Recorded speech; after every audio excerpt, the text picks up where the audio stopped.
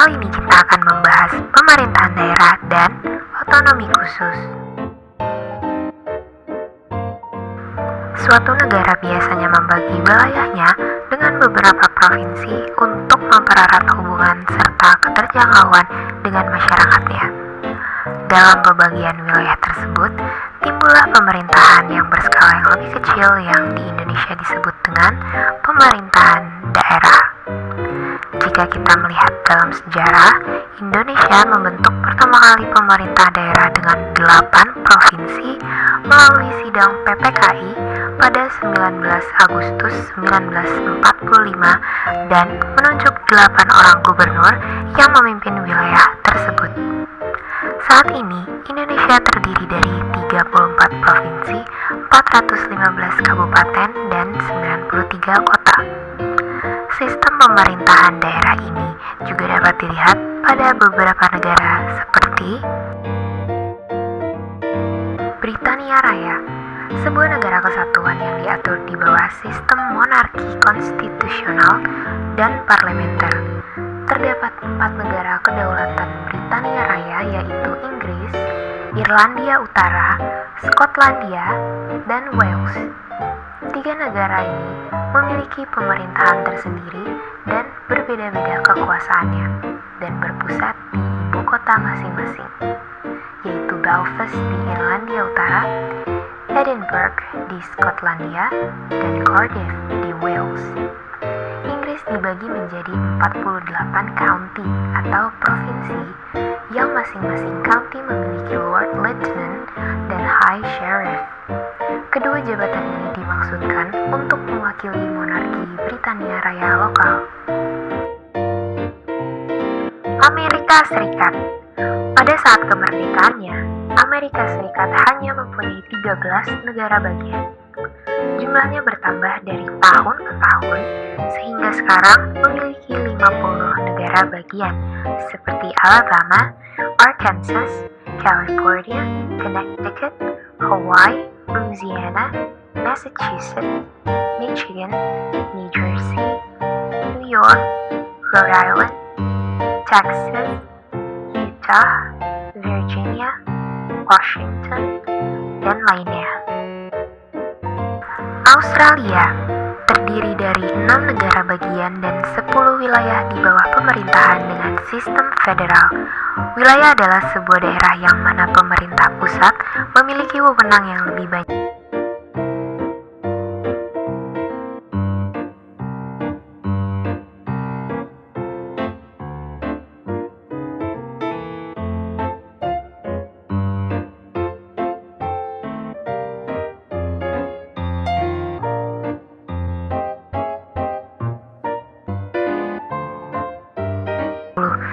Berdasarkan konstitusi Rusia pada tahun 93, negara tersebut dibagi menjadi 22 republik etnik, 46 oblast atau provinsi, 9 krai, 3 kota federal, 1 oblast otonom, dan 4 okrug otonom.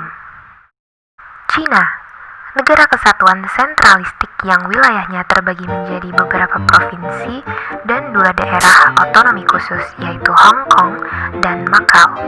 Gubernur, wali kota, dan kepala distrik dan daerah otonom diangkat oleh pemerintah pusat di Beijing setelah menerima persetujuan dari Kongres Rakyat Nasional.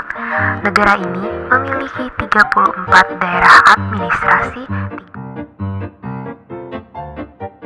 Bentuk-bentuk pemerintahan daerah.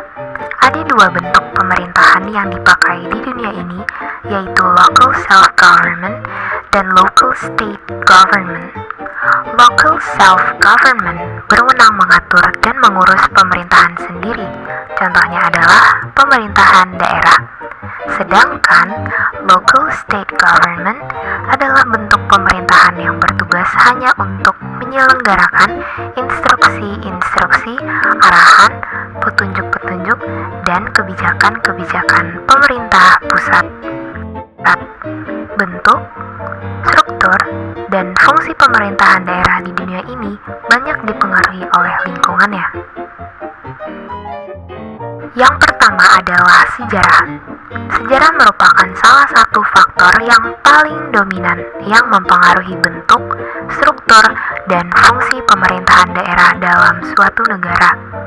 Di dalam perjalanan sejarah tercakup di dalamnya adalah tradisi dan norma dasar yang telah berlangsung lama mempengaruhi pemerintahan daerah yang pada akhirnya menimbulkan berbagai tipe pemerintahan.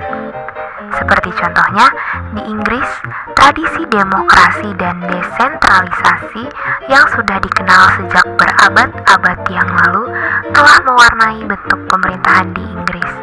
Sedangkan di Prancis, karena pengalaman sejarah yang telah berlangsung lama berdampak pada penyelenggaraan pemerintahan wilayah atau dekonsentrasi yang lebih kuat. 2. Kebudayaan. Kebudayaan merupakan norma dasar suatu bangsa yang juga mewarnai dan berpengaruh sangat kuat terhadap sistem, bentuk, dan struktur pemerintahan daerah.